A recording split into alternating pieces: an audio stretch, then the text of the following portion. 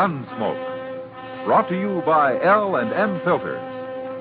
This is it. L&M is best. Stands out from all the rest.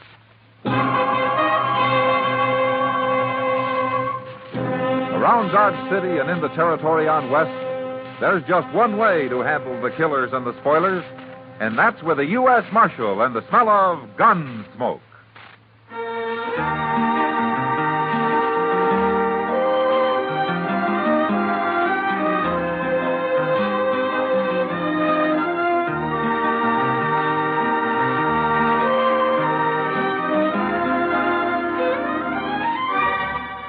Gunsmoke, starring William Conrad.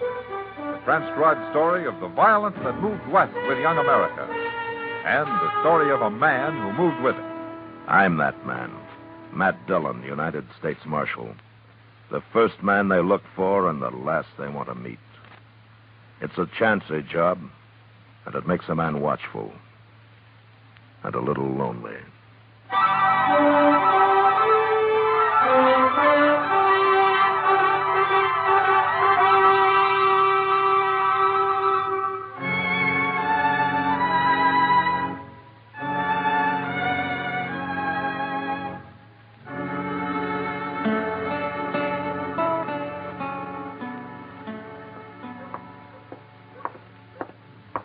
Shucks. Doggone the luck. Cuss it. Oh, hello, Chester. Oh, hello, John. Doggone the luck, anyway. Mr. Dillon? Well, how are you, Chester?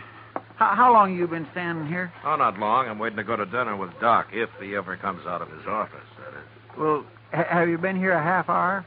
No, not that long, I don't think. Why? Well, I thought maybe you'd seen Miss Kitty out here in the street somewhere. No, I haven't seen her. She's got to be someplace. Well, I expect she is, Chester. Well, there's no place I know of. I can't find her. How'd you try the Longhorn? Oh, no, sir. She's never in there before afternoon sometime. Oh, what about her room? That's where I was supposed to meet her, Mr. Dillon.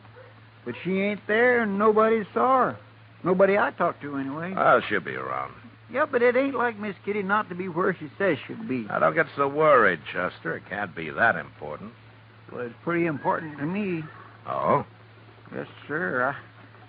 I got a date tonight with a little girl who works over at the Alphaganza. Oh, what's that got to do with Kitty? Well, my only pair of good pants got busted, Mr. Dillon, and Miss Kitty was patching them up for me. She told me to come pick them up today just before noon. No wonder you're worried. Is this a new girl that you got, Chester? Yes, sir. Well, she's new to me. Little southern gal with a mouthful of honey, Mr. Dillon. Honey, huh? Mm-hmm. Well, that makes good bait for old bears like you. Oh, Mr. Dillon, I ain't no bear. Not really. Hello, Matt. Chester. Yeah, hello, Doc. Doc, how are you? Oh, I hope I haven't kept you waiting too long, Matt. Oh, that's okay, Doc. Now I won't have to worry if I'm the one that's late next time. Huh? I'm not the one that's late. Oh, you're not? No. Kitty is. Kitty? Yes, she said yesterday she'd be in at noon. Wanted me to look at a tooth that's been bothering her. And I promised I'd be there, but I can't wait forever. Oh, it seems like Kitty's late all the way around today, doesn't it? I was supposed to see her too, Doc, but I can't find her no place. Well, it doesn't matter. She's probably sleeping in for a change. No, she ain't. I've been to her room. Nobody saw her around there at all. Is that so? She said she'd be there. Well, come to think of it, it's not like Kitty. When she says she'll be there, she's there. It kindly worries me. Now, you two getting all worked up over nothing. Kitty isn't that clock-like. Well, then where is she, Matt? I don't know where she is. Kitty's a big girl. She can take care of herself. Now, stop worrying about her. Hey, here comes Sam Noonan. Maybe he knows where she's at. Well, how would he know? Well, Miss Kitty works for him at the Long Branch, don't she? Sure, but Sam doesn't keep her on a string. Her time's her own. Morning, gentlemen. Hello, Sam. How are you, Hello, Say, Sam. Sam, you ain't seen Miss Kitty around today, have you? Oh, Chester, I ain't. Noticed you men standing here. Thought I'd come ask you. You mean that you're looking for her, too? Well, she was going to come to the Long Branch about 10 o'clock. Went down early to meet her, and she ain't showed up yet, Marshal. 10 o'clock's pretty early for Kitty, isn't it, Sam? For sure, but she was doing it as a favor to me. I want to get started repainting the place, and she was going to give me some ideas about making it real fancy.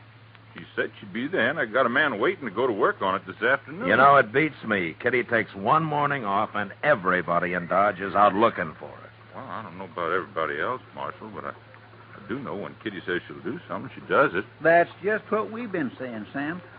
Where do you think she's got to, anyway? I ain't gone looking for it, Chester. I've just been waiting. Matt, Yeah, what, Doc? Kitty might miss one appointment, but she'd never in the world miss 3. Who saw her last? You, Sam? What time did she leave the Long Branch last night? Oh, it was early, Marshal. It was real early. Oh, why? Where did she go? Well, she was talking to some dude from back east. I never saw him before, and they both disappeared about 10 o'clock. I don't know where they went. She didn't come back? That's the last I seen of her. Yeah. Who is this dude? You know his name? No, I don't. He was a tall, thin fella, had fancy clothes. That's all I know. I don't trust them dudes and never did. Well, maybe we better find him and talk to him. Well, where are we going to find him? The Dodge House, Chester. A man like that wouldn't stop anyplace else. Look, Doc, you better go ahead and eat. I'll join you if I can.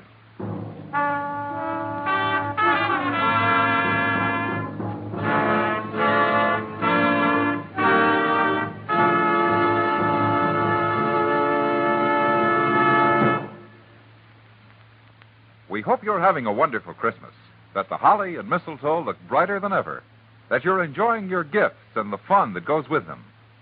While you're relaxing with your holiday thoughts, I'd like to suggest one more touch that's perfect for times like this. Light up an L&M.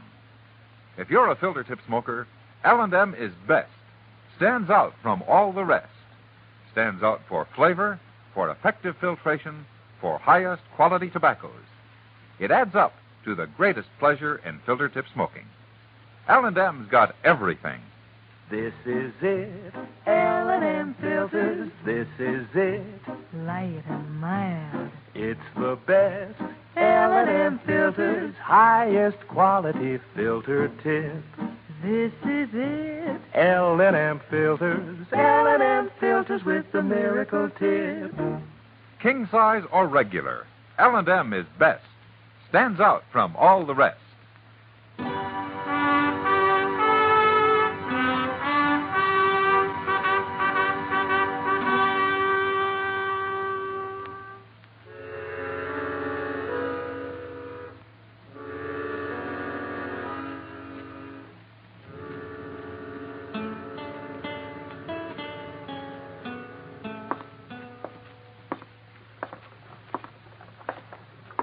Say, maybe this fella got her outside and knocked her in the head and robbed her, Mr. Dillon. Kitty doesn't carry money on her, Chester.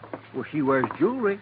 She's also over 21 years old, and she's got enough sense not to let anybody knock her on the head. And if he did, I suppose somebody'd have found her by now. Yeah, sure. Hey, look. There's Mr. Doby himself at the desk in there. Oh, good.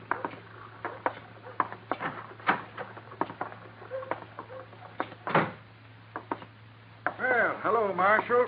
Chester. Oh, Mr. Doby. Are you, Dobie?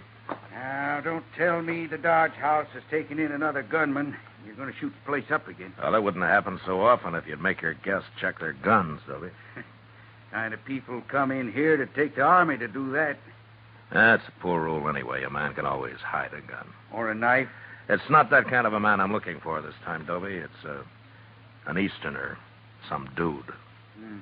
What's his name? Well, I don't know his name, but he's tall and thin, and he's a sort of a fancy dresser. He's new to Dodge. Must be that fellow Rackmill. Rackmill? He fits your description, but he sure didn't look like no troublemaker to me. What's he done? I don't know, Toby. I don't know. Maybe nothing. Is he in his room? No, he ain't. Funny thing, now you mention it. Clerk told me this morning that Rackmill didn't come in at all last night. You didn't? I didn't think nothing about it till now. Oh, you know how some fellas are. They get to playing cards or something. He ain't up to no good, Mr. Dillon. I just know he ain't. Toby, What do you know about him? I told you all I know. He come here day before yesterday. Said he was traveling around, seeing the West. I don't think he's working. He don't act sharp enough to be a gambler. Okay, Toby, thanks. Thanks very much. Look, if he does come in, don't say anything about my being here, will you? Not a word, Marshal. But I'll send somebody after you if you want. Good. I gotta go find that clerk. I ain't paying him for me to stand here all day. Well, what are we going to do now, Mr. Dillon? Look, I tell you, Chester, you go down and check the stage, huh? I'm going to go over to the depot, and I'll see you back at the office. You think he might have kidnapped her? Well, we'll know when we find her, Chester.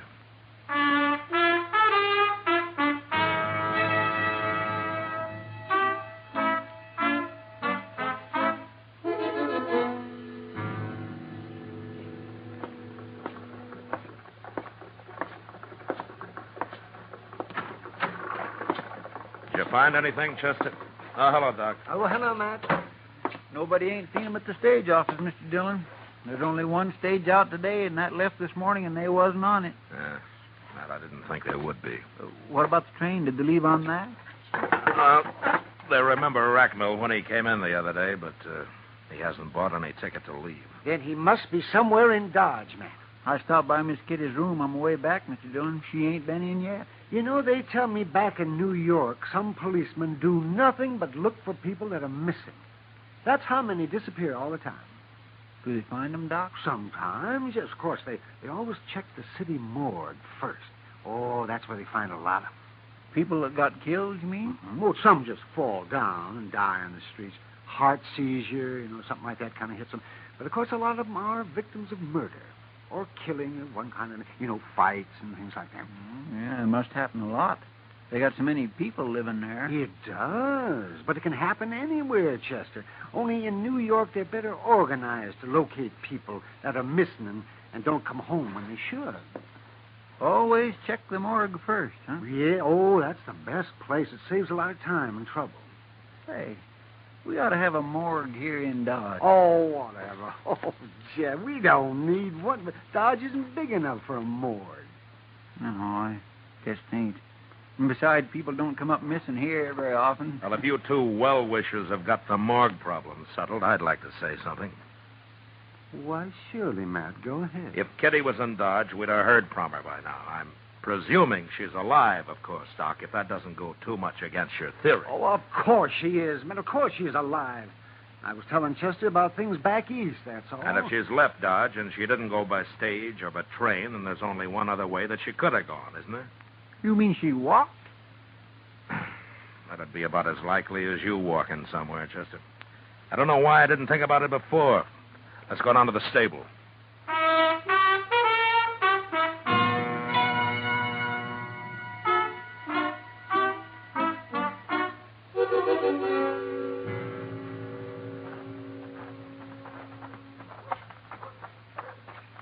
I don't know why I didn't think about them going horseback either, Mr. Dillon. I guess maybe it's because I say that fellow Rackmill's a dude. Horses don't seem his style. We don't know that much about him, Chester. What if he went alone? What if he didn't take Miss Kitty with him after all? Well, he can go anywhere he wants to. Alone.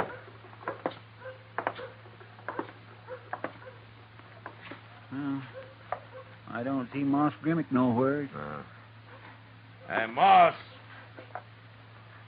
Moss Grimmick. Hey. Here now. Who's doing all that hollering? He's laying in that stall over there, Mr. Dillon. He's been sleeping. Yeah. Oh, it's you, Marshal. Chester, you woke me up. I'm sorry to bother you, Moss, but I got to talk to you. Trouble, Marshal? Well, I don't know. But if there is, maybe you can help me. Always willing to help, Marshal. Tell me, have you rented out any horses lately, Moss? Last night or today? No, I haven't. Business has been mighty slow all week, Marshal. No, you haven't. You sure? Well, you mean saddle horses, don't you? Yeah, sure. I thought so. No man's gonna make a getaway in a buggy, is he? In a buggy? What, do you rent buggies? Not often, but I did last night. By golly, I'm glad you reminded me. He ain't brought it back yet. That fellow still got my buggy, Marshal. Who was it, Moss? Oh, some stranger I never saw him before. Was he an Easterner? He ain't from around here, not in them clothes. Did he, have anybody with him? Yeah, he had a girl. She waited outside for him. I didn't pay no attention to her. It was a good moon last night, and they was going for a little drive. But I want my horse and buggy back, Marshal. You think they went and stole it? Tell me, Moss, did he say where they were going? He said something about Indian Spring. Asked me how far it was. I told him 20 miles. He figured that was too far, but said maybe they'd drive down to Hartway. What'll I do, Marshal? Oh, what time was it when they took the buggy? 10 o'clock, maybe? Well, there's nothing down toward Indian Spring I know of, Mr. Dillon. There's hardly even any ranches down there. They must have run into trouble of some kind. Maybe that's it, Marshal. I'll tell you. I didn't bother to mention it since they wasn't going far, but one of the iron rims is off the left wheel on that buggy. Could be they hit a rock and the wheel busted. Yeah, maybe. But it doesn't take all night and half a day to walk 20 miles. But don't worry about your buggy, Moss. We'll find it.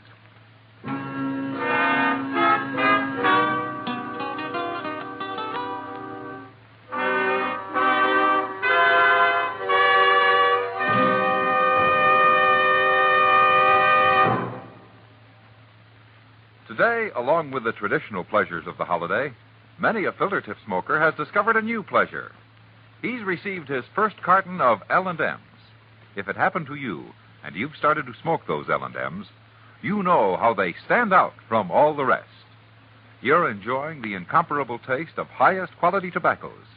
Best flavor ever to come through a filter. You've discovered that no filter compares with L&M's pure, white, easy-drawing miracle tip. Yes, if someone gave you L&M's for Christmas, you've got the best, because L&M's got everything.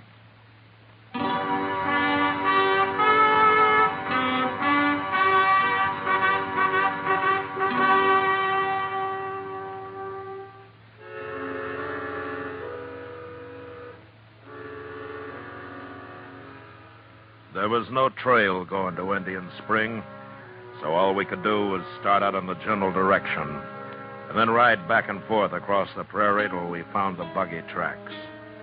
That took an hour, but from then on it was easy. We covered the first 10 miles fast, so fast that we almost missed where the buggy had stopped and a woman's footprints led away from it. We followed these for a mile or two, and then up ahead we suddenly saw puffs of smoke coming from a clump of box elder, Indian style.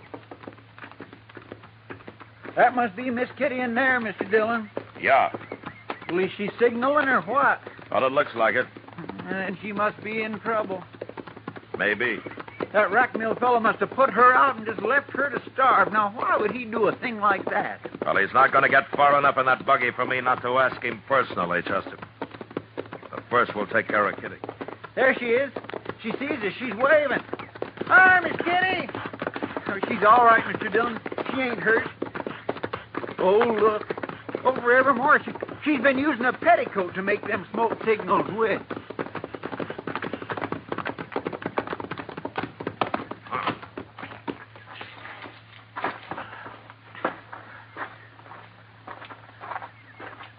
See my smoke signal? How you found me? No, we tracked you, Miss Kitty. Sure is good to see you. What's the matter with your ankle, Kitty? Oh, well, I turned it. It's not that swollen. How'd you know? Well, I could tell by your tracks back there that you were favoring it. I never noticed that. Well, that's why I had to stop walking, Matt. I knew it'd get worse and I'd never make dodge on it. I figured I was better off here than out in the prairie where I couldn't even build a fire. Well, that was smart of you, Kitty. Look, you can ride on one of our horses back, and we'll go double, huh? In this skirt? Oh. Well, one of us can wait here with you while the other one goes and fetches a buggy, okay? No, if that'd take too long. I'll make it. I can ride side saddle if we don't go too fast. Okay. You must be hungry. Oh. You know, we didn't think to bring anything to eat. I'm starved. At least I've had water. There's a tiny little spring under that rock over there. Yeah. You're lucky you had matches, too. Oh, I wish I'd had a gun. It's alive with rabbits around here. Well, you could have trapped some if you'd stayed here long enough. I'll show you how someday. Thanks. But I hope I never need to know how. Oh, Chester. Hmm? Well, you go get our hat and stuff and then throw some sand on that fire. All right, sir. And I'll have me a drink of water while I'm at it, too. Then we'll get started for Dodge, Kitty. Yeah, the sooner we get there, the sooner you can eat. Oh, a side of beef and a sack of potatoes would make a good start. And I come to think of it, I missed dinner myself. I'll join you. I'm sorry I'm so much trouble, Matt. Ah. As long as you're safe. You know, you had everybody worried. Me and Chester and Doc, Sam Noonan. I know. I've been thinking about it. Matt? Yeah. I turned up missing, so you scout around and finally tracked me down clear out here in the prairie and find me standing around on one foot in a bunch of little trees playing Indian. And you don't even ask me how I got here. I know how you got here. Well, sure, of course. With Jim Rackmill and that fool buggy. Part way, anyhow. But that's not what I mean, man. Well, if he'd been out to kidnap or murder you, I guess you'd have mentioned it before this, wouldn't you? Oh, so silly. I feel like a fool telling it. Well, go ahead, say it. It can't be that bad. Rackmill's an Easterner. He's never been out here before. And we got to talking, and he said he'd like to see the prairie in the moonlight. It was my idea. We rent a buggy and take a drive for an hour or so. Anything to get out of that smoky saloon for a while. So we did. And he tried to hold your hand. And you got mad. And you slapped him. And you jumped down and you started walking. How'd you know that? I know you, Kitty. You know, sometimes you've got a terrible temper. Well, I paid for it this time. Honest, Matt, that's all he did. Tried to hold my hand. I believe it. You know, but you'd have been smarter if you just slapped him and let it go at that. You could have ridden back to Dodge in style. Why'd I have to act like a schoolgirl, Matt? I don't know, Kitty. Some people grow up slow. But I'll tell you one thing. It's a lot better than growing up too fast. Well, thanks for that anyway, Matt. Hey, look out yonder, Mr. Dillon. Look what's coming. What? It's Rackmill in the buggy. I forgot all about him. Where in the world's he been all this time? Well, looks like we ain't going to have to run him down after all, don't it? Well, he didn't do anything, Chester. He tried to hold my hand. Well, he sure looks wild now. Now, listen, you two. You stay out of this. Leave Rackmill to me. I'll handle him. Come on, Chester. Let's ease up those saddles, huh? Yes, sir.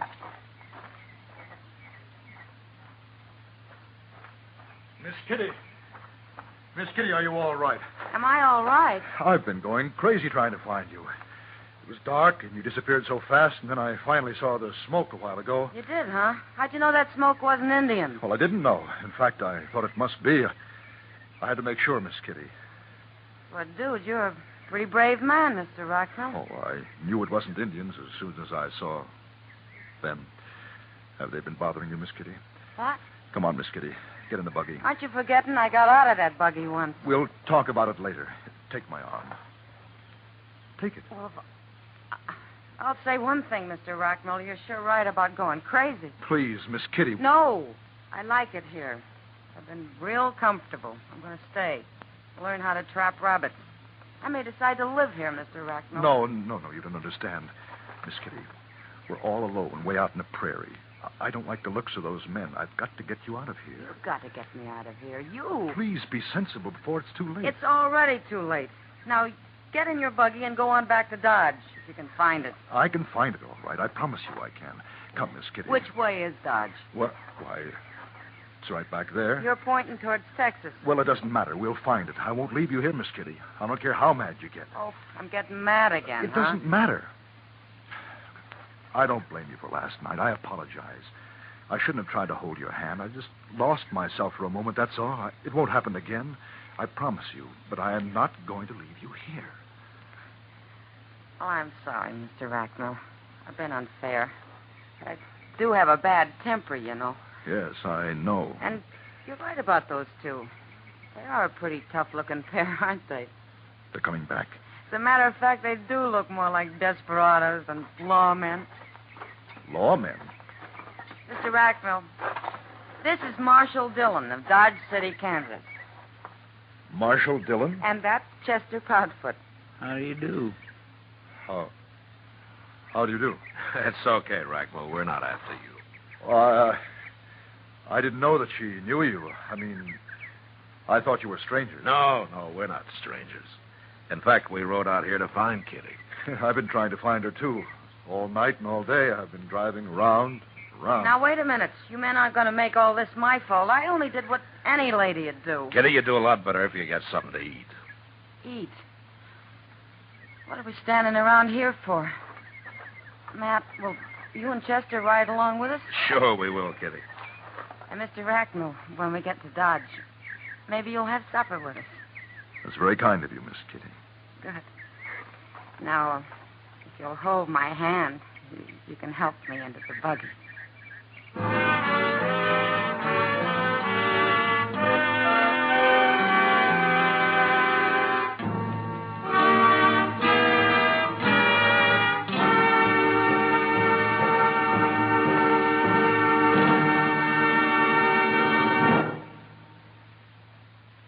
And now our star, William Conrad. Thank you, George. Speaking for all the folks who make and sell Chesterfields as well as L&M filters, Liggett & Myers Tobacco Company, there are 1,300,000 retail dealers and more than 6,000 wholesale distributors. I sincerely hope this is the merriest Christmas ever for you and those close to you.